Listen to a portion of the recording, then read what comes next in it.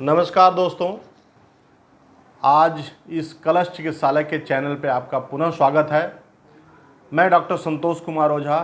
कलश चिकित्सालय, तारामंडल, डॉक्टर सविता ओझा के साथ प्रस्तुत हूँ। मैं आज एक सामान्य विषय के ऊपर आप लोगों को कुछ बताना चाहता हूँ कि पाइल्स, फिस्टुला, फिशर के जो सामान्य लोगों के बारे में जो धारणा है कि इस बीमारी को मरीज़ खुद ही खुद डायग्नोस कर लेता है। वो कहता है मुझे पाइल्स है, वो कहता है मुझे फिस्टुला है, वो कहता है मुझे फिशर है। मरीज़ खुद ही अपने इस बीमारी के बारे में डॉक्टर को जाके सूचित करता है। जैसा कि दोस्तों आप और हम जानते हैं कि एक पढ़ा लिखा चिकित्सक जब उसके बारे में डायग्नोसिस बनाता है, उसको एग्ज़ामिन करता है और कुछ जांचें लिखता है, तो उसके बारे में किसी भी बीमारी के बारे में तब वो उचित निर्णय पे पहुंच सकता है। परंतु आज के इस दौर में देखा जाता है कि सामान्यतया मरीज जो 90% जो मरीज हैं वो ज़्यादातर ये अपने बात को ये कहते हैं कि जब वो हमारे पास आते हैं तो ये कहते हैं कि डॉक्टर साहब मुझे पाइल्स है या फिस्टुला है या फिशर है, कृपया मैं इसके लिए दवा खा रहा हूँ 2 साल से 3 साल से। अलग अलग पैथी की दवाएं वो यूज़ करता है और आके मुझे वो बताता है। तो मैं कहता हूँ कि भाई ये आप कैसे इस बीमारी को जान गए कि ये बीमारी है? आपको किसी ने कोई पर्चा दिया है, किसी चिकित्सक ने लिख के दिया है कि कौन सी बीमारी है, क्या दवा आप खा रहे हैं, क्यों खा रहे हैं और कितने दिनों से खा रहे हैं? मरीज़ कहता है कि नहीं, मुझे डॉक्टर साहब ने दवा लिखा है, मैं खा रहा हूँ,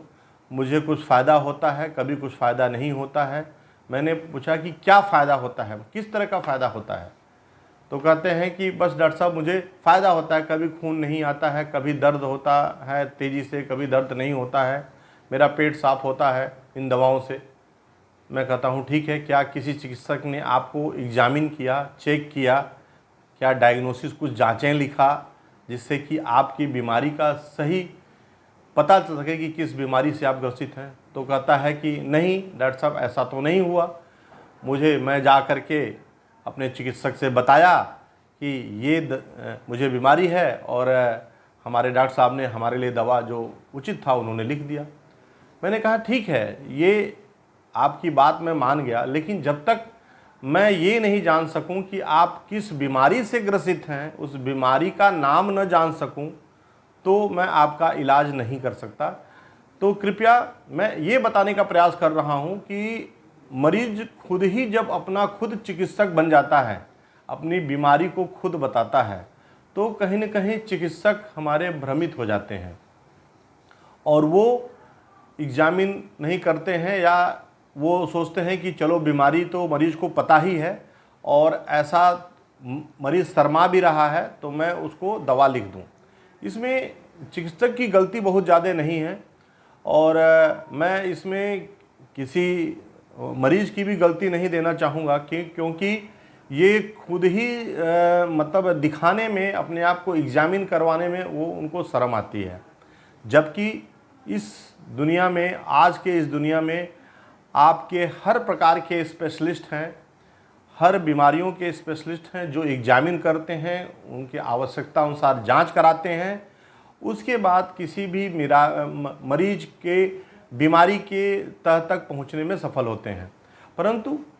एनोरेक्टल डिजीज़ में जब देखा गया है तो इसमें जांचें और एग्ज़ामिन करने की परंपरा कम है, थोड़ी कम है। तो इसलिए मैं आप लोगों से ये रिक्वेस्ट करूंगा कि सबसे पहले आप जब भी अपने मरीज किसी भी चिकित्सक के पास जाएं जो इस बीमारी का विशेषज्ञ हो। बिना विशेषज्ञता के जाने पे कहीं न कहीं चिकित्सक और मरीज़ दोनों उसका पूर्ण रूप से फ़ायदा नहीं उठा पाते हैं अपने चिकित्सक का, क्योंकि वो उसके बारे में अधिक ज्ञान न रख करके सुपरफिशियल मेडिसिन लिख देते हैं। फ़ायदा कभी हो जाता है, कभी फ़ायदा नहीं हो जाता है।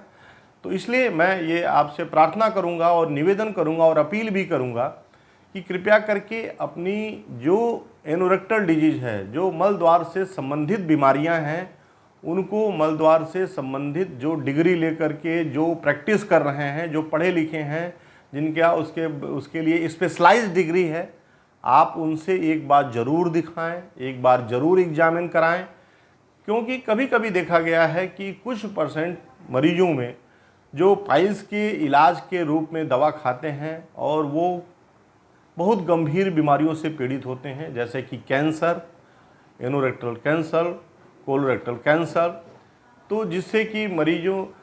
को उनकी ब्लीडिंग की संभावनाएं बनी रहती हैं, बार बार मिक्स ब्लड आता है, थोड़ा पेन बना होता है, जिसमें चिकित्सक भी अपने हिसाब से दवा लिख देता है, लेकिन एग्जामिन करने पे कहीं देखा जाता है कि मरीज कैंसर से पीड़ित है